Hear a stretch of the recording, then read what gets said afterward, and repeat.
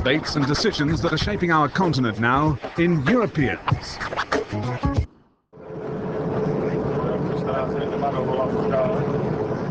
Discovering Europe in Berlin. On January the 1st, Germany took up the presidency of the European Union. Shortly before that, these Czech teenagers from a bilingual school in Prague spent a week doing a workshop with their counterparts from a school in the German capital. The theme was Europe's common identity and future.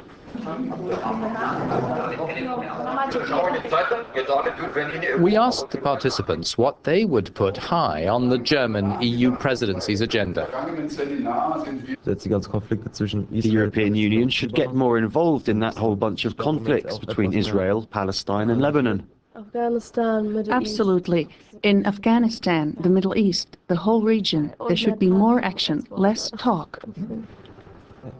I see the differences between the Czech Republic and Germany, and I'd like to see more environmental protection at the top of the EU agenda. We have to put the fight against global warming first, because this is our future. I don't want to be without an answer when my kids ask me one day, why didn't you do anything against climate change? An exchange of views on culture and religion should be a top priority for Europe. Different religions should sit and talk together. Turkey and the related problems should be a priority. To put it more generally, the next EU enlargement should be the main EU theme. The director of the European Academy, which organized the workshop, is considered one of the foremost experts on the European Constitution. The German EU presidency has promised to do what it can to get the stalled constitution going again.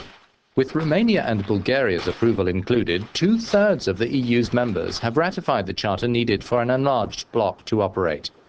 Spain and Luxembourg have noted that all the countries that voted yes have a vested interest in helping Berlin with this task. Here's the professor's view.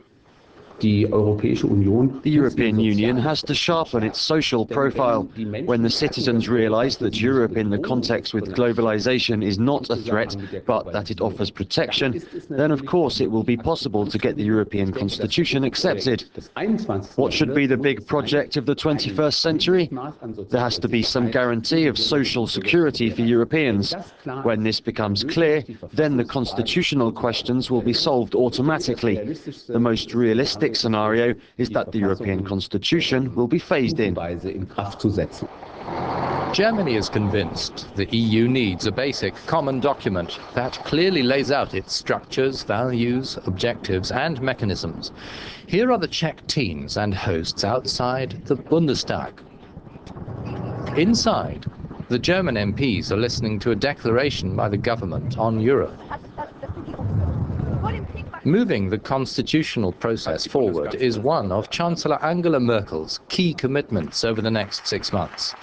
Germany sees the EU treaty signed by all the member states as the best working basis. In my opinion, it would be a historic error. I want to point this out very clearly. If we proved incapable of handling the essentials of this constitutional treaty in a way that delivers a result by the next European Parliament election. Those European elections are scheduled for June 2009. The Foreign Affairs Ministry is already a kind of European construction site these days.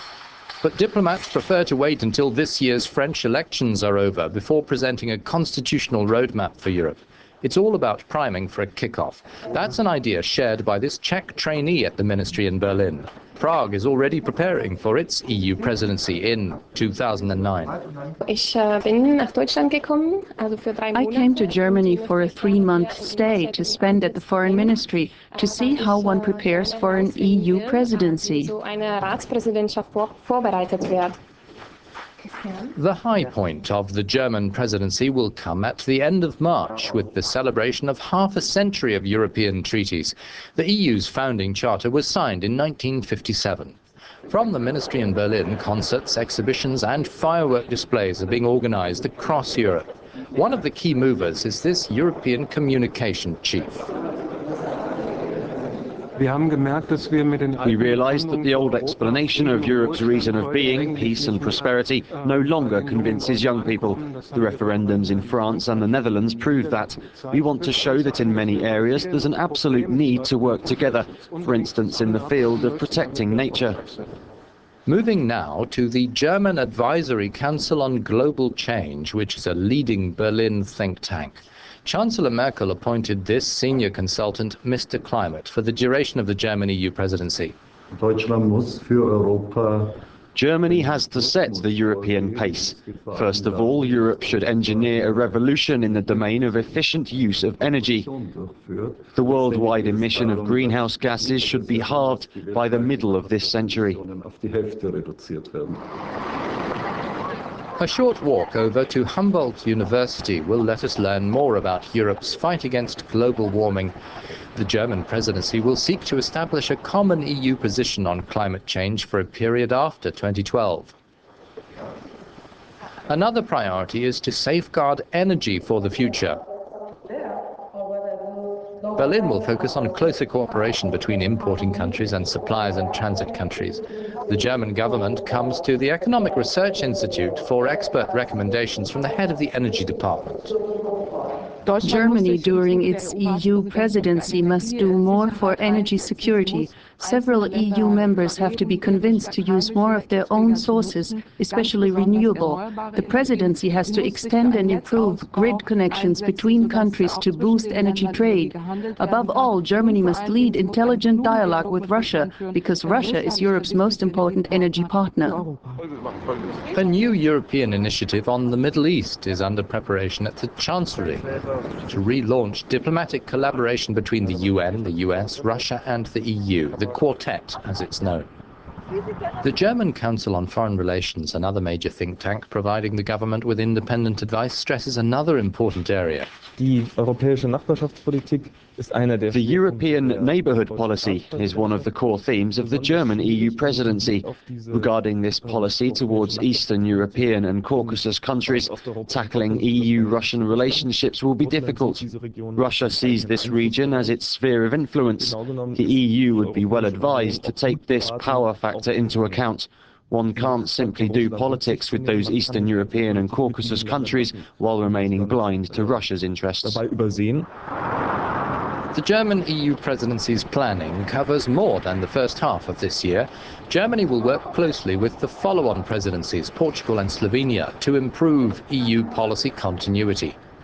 After their first-hand exposure, learning about common interests, hunting for compromise and decision-making, the teens are heading home.